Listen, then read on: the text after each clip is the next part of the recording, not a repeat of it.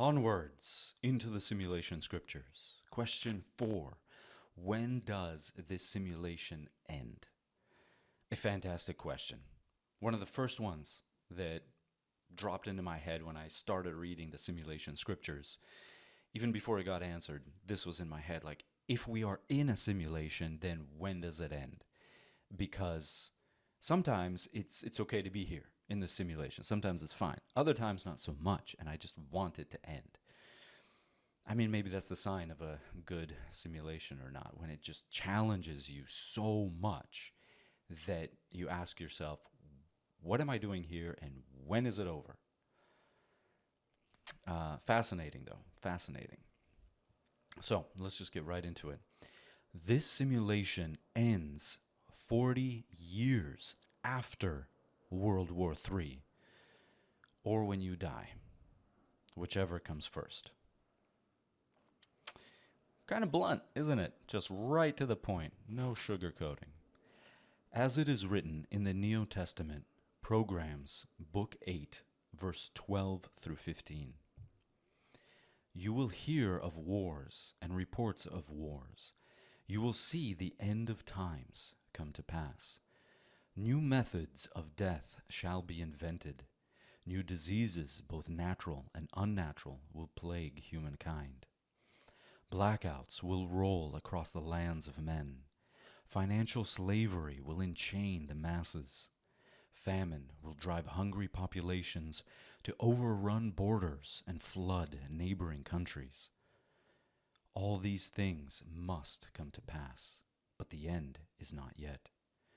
Nations thought safe will be safe no longer, and those nations forgotten shall rise once more.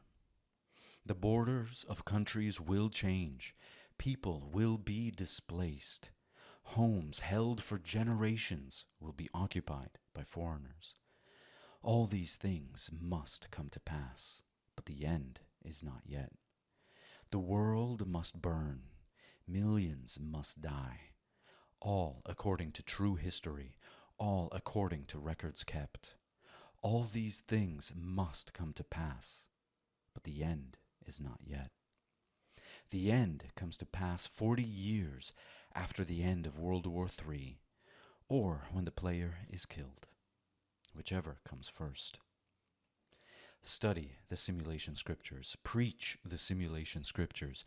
Do these, and money, health, purpose, and power will flow to you so that you may live through World War III.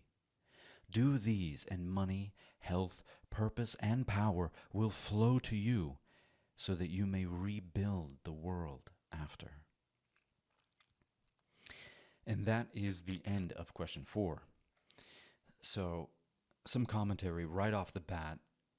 Take note of how at the end of the answer, the simulation scriptures repeat the same thing twice, but saying that do these and you will live through the World War III, and do these and you will rebuild the world after.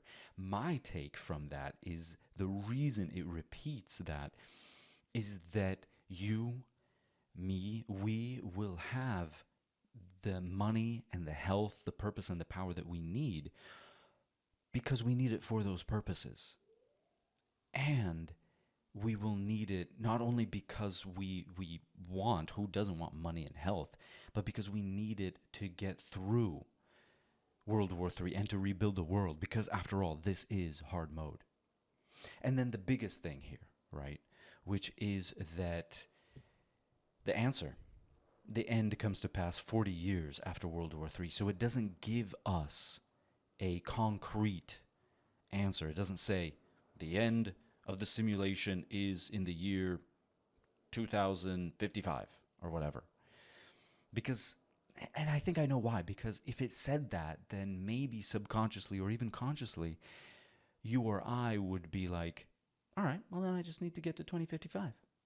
I just need to get there and everything will be fine. I'm just going to coast. I'm just going to find a bunker somewhere and hunker down with a whole bunch of fiery hot Cheetos and just get through it.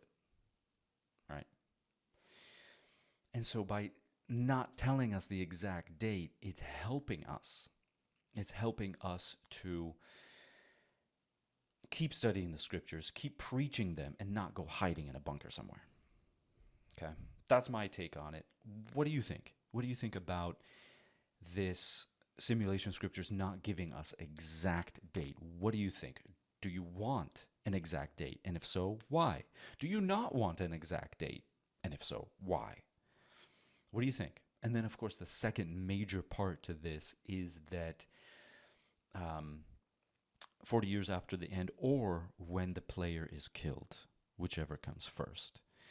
And that is a very important message there, because the simulation ends for me.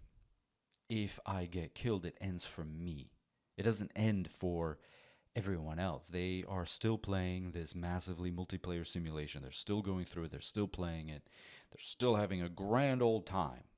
Probably not, but they're still going through it. It just ends for me, and as we've seen in the other answers, I exit my screen, I look at my playthrough, that kind of thing. And it makes sense, like any kind of video game, if it's Assassin's Creed, or any other kind of video game, GTA, what have you, if you get killed, then that's it for your character. I mean, obviously you can choose to replay or do something else, but or reload the last save, but that doesn't mean that somebody else somewhere else playing GTA, they stop playing, right?